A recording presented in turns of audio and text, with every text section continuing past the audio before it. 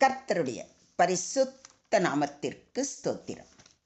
இன்றைய நாளின் தியானத்திற்கென்று தெரிந்து கொள்ளப்பட்ட வேத வசனம் நீதிமொழிகளின் புத்தகம் 2ஆம் அதிகாரம் 5ஆம் வசனம். நீதிமொழிகள் 2:5. அப்பொழுது கர்த்தருக்கு பயப்படுதல் இன்னதென்று நீ உணர்ந்து தேவனை அறியும் அறிவை கண்டடைவாய். ஆமென். இன்றைய தியான வசனத்தில் அப்பொழுது கர்த்தருக்கு பயப்படுதல் இன்னதென்று நீ உணர்ந்து என்று சொல்லப்பட்டிருப்பதை கவனியுங்கள். எப்பொழுது நாம் கர்த்தருக்கு பயப்படுதல் இன்னதென்று உணர்வோம் என்று சாலமோன் கூறுகிறார் என்பதை அறிய இதற்கு முந்தைய வசனங்களை கவனிப்போம். என் மகனே, நீ உன் செவியை ஞானத்திற்கு சாய்த்து உன் இருதயத்தை புத்திக்கு அமைய பண்ணும் பொருட்டு நீ என் வார்த்தைகளை ஏற்றுக்கொண்டு என் கட்டளைகளை உன்னிடத்தில் பத்திரப்படுத்தி ஞானத்தை வா என்று கூப்பிட்டு புத்தியை சத்தமிட்டு அழைத்து அதை வெள்ளியைப் போல நாடி புதையல்களை தேடுகிறது போல் தேடுவாயாகில். அப்பொழுது கர்த்தருக்கு பயப்படுதல் என்னதென்று நீ உணர்ந்து தேவனை அறியும் அறிவை கண்டடைவாய் என்று மிக அழகாக கூறுகிறார்.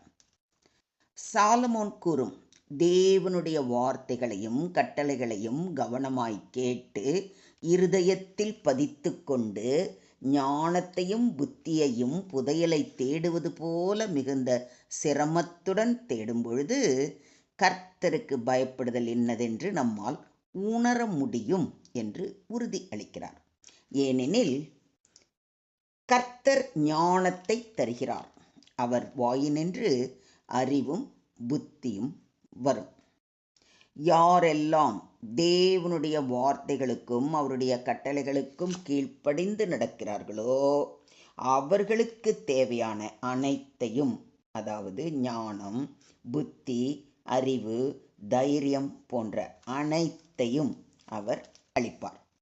இன்றைய தியான வசனம் ஞானம், புத்தி, அறிவு ஆகியவற்றின் உண்மையான வழி கர்த்தரின் பயத்தை உணர்வதிலும் அவரை அறிதலிலும் இருப்பதை காட்டுகிறது. கர்த்தருக்கு பயப்படுதல், அதாவது ஃபியர் ஆஃப் த லார்ட் என்றால் என்ன? கர்த்தருக்கு பயப்படுதல் என்பது தேவனிடத்தில் அன்பு கூர்ந்து பாவம் செய்யாமல் வாழ்தல் என்ற பொருளில் வருகிறது. இது அஞ்சுதல் அல்ல, மாறாக ஆழ்ந்த மரியாதை, கீழ்ப்படிதல், பக்தி என்பவற்றை குறிக்கிறது. கர்த்தருக்கு பயப்படுதலே ஞானத்தின் ஆரம்பம் என்று சொல்லப்படுவதன் பொருள் தேவனை ஏற்றுக்கொண்டு அவருக்கு கீழ்ப்படிந்து நடக்காமல் ஞானம் பெற முடியாது என்பதாகும். ஒருவன் கண்மூடித்தனமாக வாழாமல் தேவனை மரியாதை செலுத்தி தேவனுக்கு பயப்படுகிற போது உண்மையான ஞானத்தை பெற முடியும். அதனால் ஞானத்திற்கான முதல் படி தேவனை பய பக்தியுடன் அணுகுவதும் அவர் காட்டும் வழியில் நடப்பதும் ஆகும்.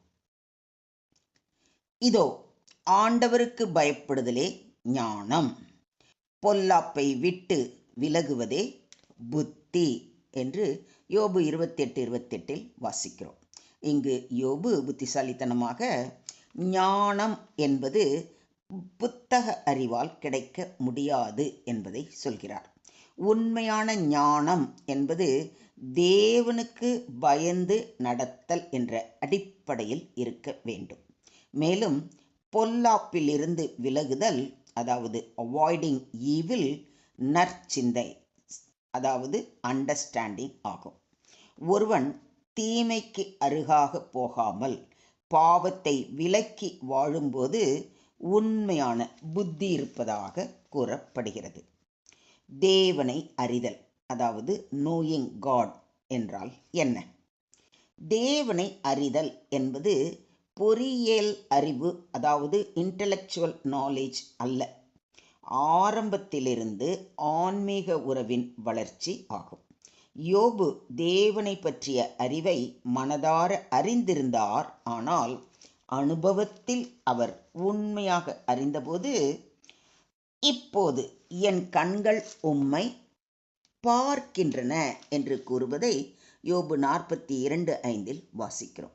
தேவனை அறிதல் என்பது அவருடன் உறவை கொண்டு நடப்பதிலிருந்து வரும் ஆழ்ந்த அனுபவம் ஆகும். மேன்மை பாராட்டுகிறவன் பூமியிலே கிருபையையும் நியாயத்தையும் நீதியையும் செய்கிற கர்த்தர் நான் என்று என்னை அறிந்து உணர்ந்திருக்கிறதை குறித்தே மேன்மை பாராட்ட கடவன் என்று கர்த்தர் சொல்கிறார். இவைகளின் மேல் பிரியமாய் இருக்கிறேன் என்று கர்த்தர் சொல்கிறார் என்பதை எரேமியா தீர்க்கதரிசியின் புத்தகம் 9ஆம் அதிகாரம் 24ஆம் வசனத்தில் வாசிக்கிறோம். தேவனை அறிதல் என்பது அவரது குணங்களை புரிந்து கொள்வதையும் அவருடைய வழிகளில் நடப்பதையும் குறிக்கிறது. கர்த்தர் கிருபை, அதாவது லவ்விங் கைண்ட்னஸ், நியாயம் ஜஸ்டிஸ், நீதி ரைட்டியஸ்னஸ் இவைகளை கொள்ளுகிறவர் என்பதால் அவரை உண்மையாக அறிந்தவர்கள் அவருடைய கிருபை, அன்பு, இரக்கம், நியாயம், நீதியின் வழியிலேயே நடப்பார்கள்.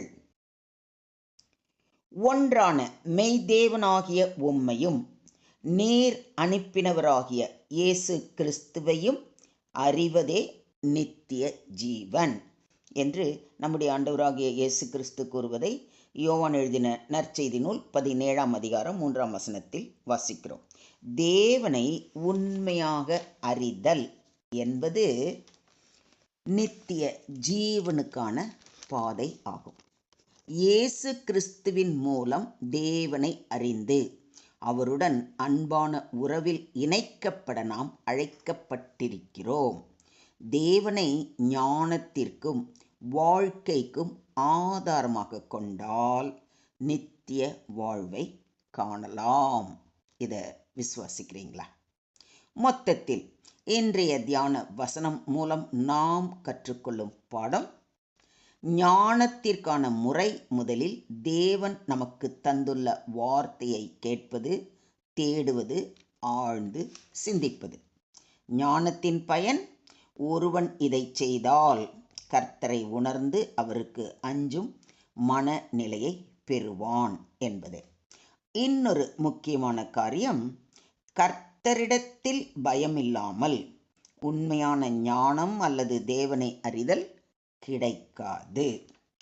இன்றைய தியான வசனம் ஞானம், புத்தி, தேவனை உண்மையாக அறிதல் என்பவற்றின் அடிப்படையை எளிமையாக எடுத்து காட்டுகிறது. உண்மையான அறிவும் ஞானமும் கர்த்தரை அஞ்சுவதிலிருந்து பிறக்கும்.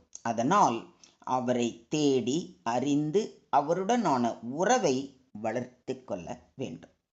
மொத்தத்தில் ஞானத்தின் ஆரம்பம் கர்த்தருக்கு பயப்படுதல். புத்தி பெறுவதற்கான வழி தீமையிலிருந்து விலகுதல். தேவனை உண்மையாக அறிதல், அவருடைய கிருபை, நீதியை கவனித்தல். உண்மையான ஜீவன் இயேசுவின் மூலம் தேவனை அறிதல்.